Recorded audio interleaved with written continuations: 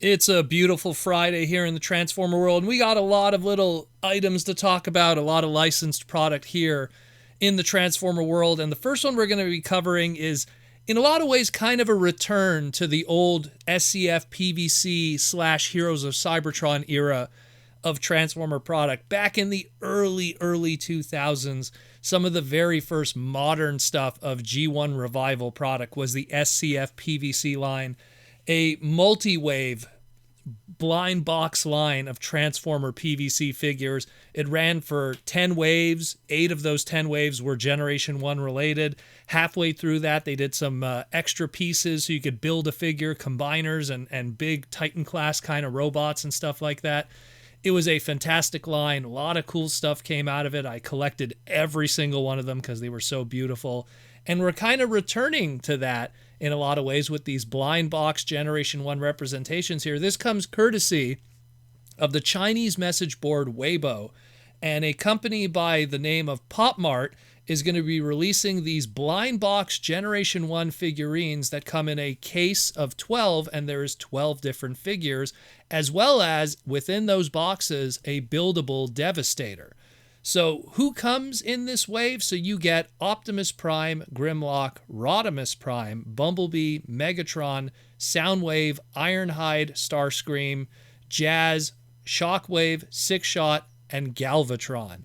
And interestingly, the way that they listed here is if you buy specific figures, you will get pieces to build a Combiner Devastator that's larger than all of them. The actual core figures themselves are 12.5 centimeters, so about 5 inches tall, and the Devastator is going to be larger than all of them when combined together.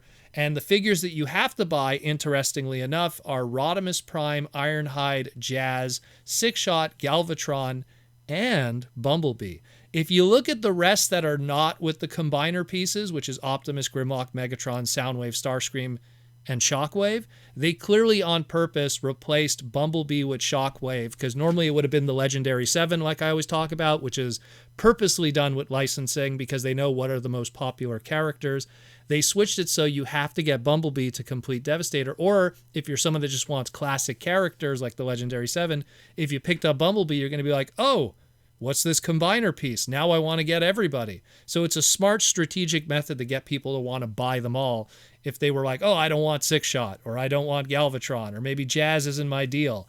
So very smart on their behalf. And I don't know, I'm just going to want a case and buy them all because they're so cool. Not to mention, it looks like very much so that it would work with your, SCF PVC Heroes of Cybertron collection. They look really, really cool. When I first saw the Rodimus, I literally thought that it was just the old SCF PVC Rodimus figure reissued. But when you look at all the others, I'm like, oh no, this is some brand new tooling, and they look really cool. Another nice note is the Devastator Build-A-Figure actually combines with magnets. So that's a nice hit little thing too. So really cool stuff. I mean, I really love what I see here. I love some of the more obscure characters. Six-Shot getting a figure is nice outside of just like because everyone else is the either Legendary 7 tier or the second tiers like the Ironhides, the Jazzes. Even Rodimus, I'll put him on the third tier, and that's coming from me. So what does that say? But the point is that I really like what I see here. I hope they continue these with future waves. I know I'm going to try to figure out a way to get these, pick up a Rodimus for myself and get a case. Looks really, really cool. We don't have a date yet or a price, but it will probably be going on pre-order at some point in the near future. 12 characters to collect, 13 including the Devastator. Really cool stuff. Really brings back that old SCF PVC feel.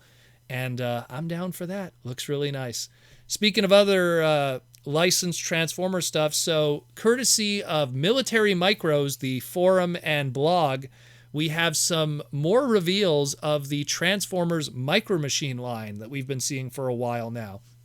So these have always been more or less based on movie sculpts. We have a few G1 guys here and there, but most of them were movie sculpts. But now what they're doing is they're taking those movie sculpted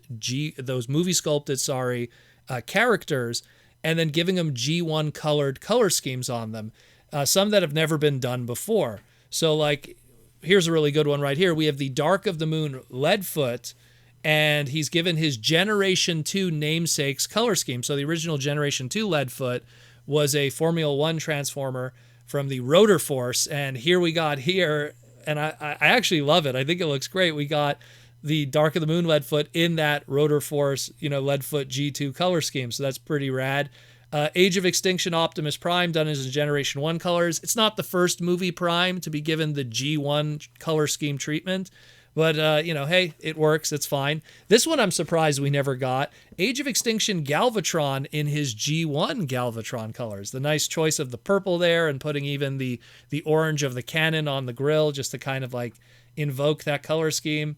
I am very shocked that they didn't take that old Age of Extinction Voyager class toy and at least give it one G1 attempt to get some mileage out of that mold. But again, a lot of those toys didn't really sell well during their initial inception, so to give a weird color scheme might be a little risky. We got Dark of the Moon Topspin in his Generation 1 colors. So we got the old Jump Starter given his color scheme there on the old Dark of the Moon design. So that's pretty awesome. And then last but not least, probably the more obscure of the bunch, unless you actually watched the episode back in the day, we got the Dark of the Moon Megatron here, but given the Golden Lagoon color scheme. Because if anyone who watched Golden Lagoon, very good Beachcomber episode, a lot of the Transformers got some gold-plated color schemes on them, not just Megatron, but, Starscream and Jazz and many others. And when you do a gold chrome on a Transformer, either it's Primus or it's Golden Lagoon. So pretty awesome stuff there. I really dig these. I love the Micro Machine stuff. I try to get as many as I can, even though they're pretty difficult to get here in Montreal, Canada. But it is what it is, but still pretty awesome. I hope they do a bunch more. I really do. Get some of those other characters that they have from the movieverse and give them their G1 color schemes. I'm down for that. Nice little deep cut, especially with the G2. That's a really good deep cut there.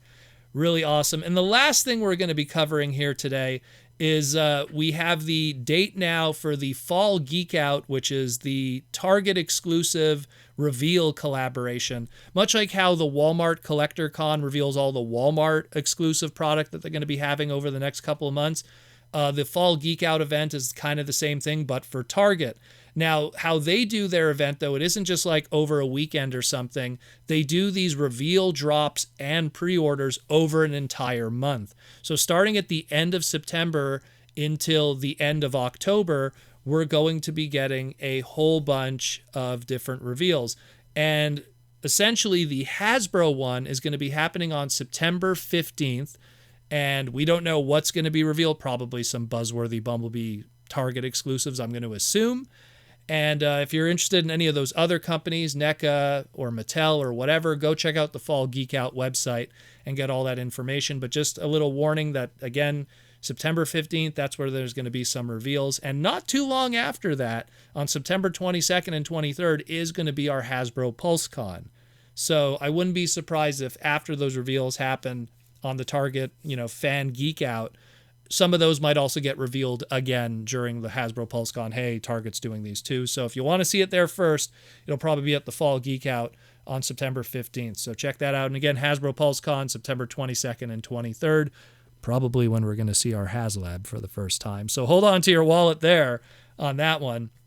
And that's it, more or less, for our Friday. Tomorrow's a Saturday night Transformer Slag podcast live stream. Hope you could come check that out. That'll be at 8 p.m. Eastern Standard Time, 5 p.m. if you're on the West Coast.